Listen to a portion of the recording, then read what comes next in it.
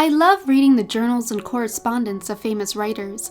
It's a wonderful way to get a peek into their writing process, and often you'll discover exquisite gems, fantastic advice you can use to become a better writer. In this video, I've highlighted the best writing advice I've discovered from the letters of 6 different famous writers: Louisa May Alcott, John Steinbeck, J.R.R. Tolkien, Kurt Vonnegut, T.S. Eliot, and Zora Neale Hurston. I hope these letters will motivate and inspire you with your own writing as well. Number 1. Louisa May Alcott on how to become a successful writer. Louisa May Alcott is best known as the author of Little Women, an instant bestseller when it was first published in 1868. Alcott received many letters from adoring young fans of the book. On Christmas Day in 1878, she replied to a Miss Churchill, an aspiring author seeking writing advice. Alcott wrote, "I can only say to you, as I do to the many young writers who asked for advice, there is no easy road to successful authorship. It has to be earned by long and patient labor, many disappointments, uncertainties, and trials. Success is often a lucky accident, coming to those who may not deserve it, while others who do have to wait and hope till they have earned it. This is the best sort, and the most enduring. I worked for 20 years, poorly paid, little known, and quite without any ambition but to eke out a living, as I chose to support myself and began to do it at 16.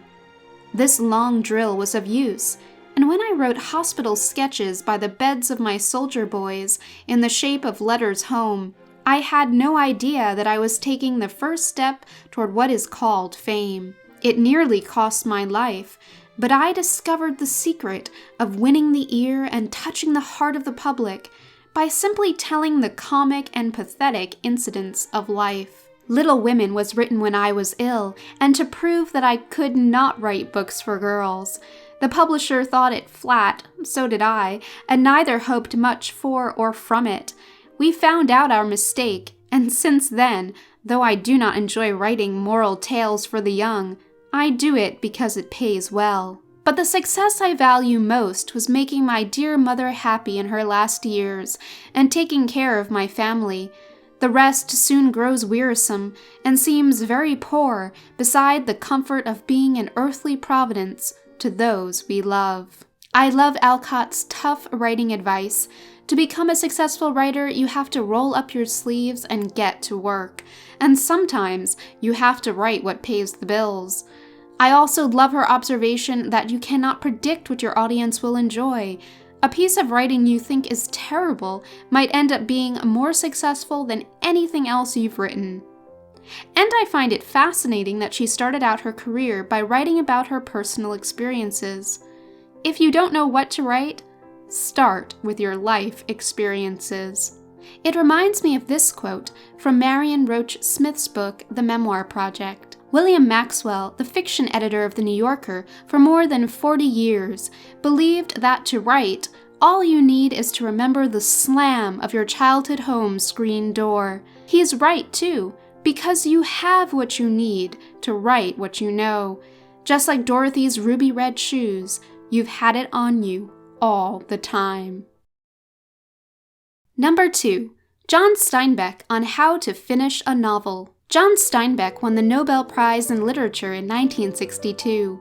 He was an expert at finishing long writing projects. The Grapes of Wrath is over 500 pages long, while his marvelous epic East of Eden, one of my favorite novels, runs about 600 pages. In a 1962 letter to his friend Robert Walston, John Steinbeck shared his 6 strategies for successfully making it through the first draft of a book. Here are 3 pieces of advice from his letter. Abandon the idea that you are ever going to finish. Lose track of the 400 pages and write just 1 page for each day. It helps. Then when it gets finished, you are always surprised. Write freely and as rapidly as possible and throw the whole thing on paper. Never correct or rewrite until the whole thing is down. Rewrite in process is usually found to be an excuse for not going on. It also interferes with flow and rhythm, which can only come from a kind of unconscious association with the material. If a scene or a section gets the better of you and you still think you want it, bypass it and go on. When you have finished the whole, you can come back to it, and then you may find that the reason it gave trouble is because it didn't belong there. These tips will help you avoid writer's block and perfectionism. I love Steinbeck's tip to focus on just one page at a time. It's a fantastic way to make a big writing project less intimidating. Break it down into tiny goals you can accomplish each day. Number 3. J.R.R. Tolkien on following your imagination. J.R.R. Tolkien has been called the father of fantasy for his high fantasy novels set in Middle-earth, the children's classic The Hobbit and the Lord of the Rings trilogy, The Fellowship of the Ring, The Two Towers, and The Return of the King. The latter epic trilogy took over 12 years for Tolkien to write. In 1955, the famous poet W.H. Auden received proofs for The Return of the King. He wrote to Tolkien with several questions about the book, and Tolkien sent a lengthy letter back that shares many glimpses into his writing process. I particularly love his observations on how he did not plot out beforehand many parts of the book. But I met a lot of things on the way that astonished me. Tom Bombadil I knew already, but I had never been to Bree. Strider sitting in the corner at the inn was a shock, and I had no more idea who he was than had Frodo. The Mines of Moria had been a mere name, and of Lothlorien no word had reached my mortal ears till I came there. Most disquieting of all, Saruman had never been revealed to me, and I was as mystified as Frodo at Gandalf's failure to appear on September 22nd. Take the Ents, for instance. I did not consciously invent them at all. The chapter called Treebeard, from Treebeard's first remark on page 66, was written off more or less as it stands, with an effect on myself, except for labor pains, almost like reading someone else's work. And I like Ents now because they do not seem to have anything to do with me. I dare say something had been going on in the unconscious for some time, and that accounts for my feeling throughout, especially when stuck, that I was not inventing, but reporting, imperfectly, and had at times to wait till what really happened came through. Tolkien's words are a reminder that you don't need to have your story perfectly planned out before you dive in. The writing process can be an act of discovery. Let your characters surprise you. I found this out when I was writing the first draft of a novel. I tried to plot out as much as possible before I began writing, but there were still parts where I only had a vague idea of what I wanted to happen. I was worried that I wouldn't be able to write those scenes, but when I reached them, lo and behold, my imagination soon helped me continue the story. Number 4. Kurt Vonnegut on enjoying the creative process. Kurt Vonnegut was the author of the best-selling anti-war novel Slaughterhouse-Five, published in 1969. Over the course of his writing career, he shared many tips on how to become a better writer. In 2006, a group of students at Xavier High School in New York City wrote to Vonnegut and asked him to visit their school. Vonnegut declined making an appearance. He was 84 at the time. But he did write them a letter sharing his best writing advice. Here is an excerpt. What I had to say to you, moreover, would not take long. To wit, practice any art, music, singing, dancing, acting, drawing, painting, sculpting, poetry, fiction, essays, reportage, no matter how well or badly, not to get money and fame, but to experience becoming, to find out what's inside you, to make your soul grow. He also gave the students a writing assignment.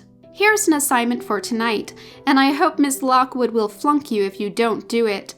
Write a 6-line poem about anything, but rhymed. No fair tennis without a net. Make it as good as you possibly can, but don't tell anybody what you're doing.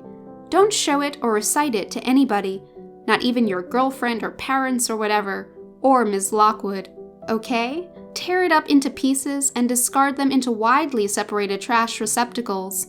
you will find that you have already been gloriously rewarded for your poem. You have experienced becoming, learned a lot more about what's inside you, and you have made your soul grow. God bless you all. Vonnegut's words remind us to enjoy the creative process. His exercise will help us to become better writers because it forces us to explore deeper parts of our subconscious. He tells us to write without thinking about what others will say about our work. Write the words that are welling up inside you. Spill out your soul onto the page. Experiment. Create. This will allow us to experience a deeper sense of ourself and to discover who we truly are and what we want to say. It will guide us to the unique message and stories we have that we can share with the world. I am reminded of this quote from science fiction writer Ray Bradbury's book, Zen in the Art of Writing. If you are writing without zest, without gusto, without love, without fun, you are only half a writer. It means you are so busy keeping one eye on the commercial market or one ear peeled for the avant-garde coterie that you are not being yourself. You don't even know yourself. For the first thing a writer should be is excited. How long has it been since you wrote a story where your real love or your real hatred somehow got onto the paper? When was the last time you dared release a cherished prejudice so it slammed the page like a lightning bolt? What are the best things and the worst things in your life? And when are you going to get around to whispering or shouting them? Number 5. T.S. Eliot on Writing What You Love. T.S. Eliot won the Nobel Prize in Literature in 1948 for his outstanding pioneer contribution to present-day poetry. In 1952, he replied to a letter from 16-year-old Alice Quinn. He shared his advice for up-and-coming writers that echoes Vonnegut's. Here is an excerpt. My advice to up-and-coming writers is, don't write at first for anyone but yourself. It doesn't matter how many or how few universities one goes to. What matters is what one learns, either at universities or by oneself. My favorite essay, I think, is my essay on Dante, not because I know much about Dante, but because I loved what I wrote about. The Wasteland is my most famous work, and therefore, perhaps, will prove the most important, but it is not my favorite. Many of us who are working writers are probably not yet at that point where we can write solely for pleasure alone. We need to take on projects that will pay the bills and put food on the table. However, even at this point in our writing life, it's important to remember Eliot's and Vonnegut's words and make sure that we don't abandon the writing that feeds our souls. Is there a topic that you want to write about or a story that's tugging at your heart, but you're afraid no one will want to read it? Write it anyway. Your passion will come through on the page, and that passion will also help you to stay motivated to complete your writing projects when you're first starting out. Number 6. Zora Neale Hurston on the importance of encouragement. Zora Neale Hurston is best known for her book, Their Eyes Were Watching God, published in 1937 and considered a classic of the Harlem Renaissance. In 1925, 12 years before that book's publication, Hurston wrote a letter to Annie Nathan Meyer, the founder of Barnard College. Meyer had met Hurston at an awards dinner and offered her a place at the college. This blossomed into a friendship, and Meyer and Hurston corresponded for many years as Meyer continued to support the young writer's career. Here is an excerpt from a letter Hurston wrote to Meyer. I am tremendously encouraged now. My typewriter is clicking away till all hours of the night. I am striving desperately for a toehold on the world. You see, your interest keys me up wonderfully. I must not let you be disappointed in me. No, the little praise I have received does not affect me unless it be to make me work furiously. Instead of a pillow to rest upon, it is a goad to prod me. I know that I can only get into the sunlight by work and only remain there by more work. But you do help me immensely. It is pleasant to have someone for whom one thinks. It is mighty cold comfort to do things if nobody cares whether you succeed or not. It is terribly delightful to me to have someone fearing with me and hoping for me, let alone working to make some of my dreams come true. Writing can be a lonely activity. Hurston's letter is a reminder of the importance of having mentors and fellow writers to encourage us in our work. Many famous writers have formed their own literary groups where they can share ideas and receive feedback on their writing. For example, the Bloomsbury Group was an influential group of writers that included E.M. Forster and Virginia Woolf, who all lived and worked near Bloomsbury, London. The Dymock Poets was a group of poets that included Robert Frost. They published their own quarterly called New Numbers. The Algonquin Roundtable was a group of New York City writers, artists, and actors, including Dorothy Parker and George S. Kaufman, who met at the Algonquin Hotel from 1919 to 1929. And the Inklings was a group headed by J.R.R. Tolkien and C.S. Lewis. C.S. Lewis's brother, Warren, observed of the Inklings, "We were no mutual admiration society. Praise for good work was unstinted, but censure for bad work, or even not-so-good work, was often brutally frank."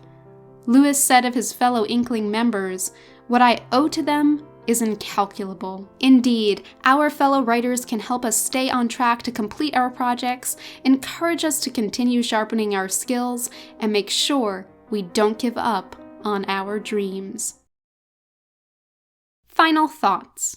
I hope the excerpts from these letters give you inspiration and motivation with your writing.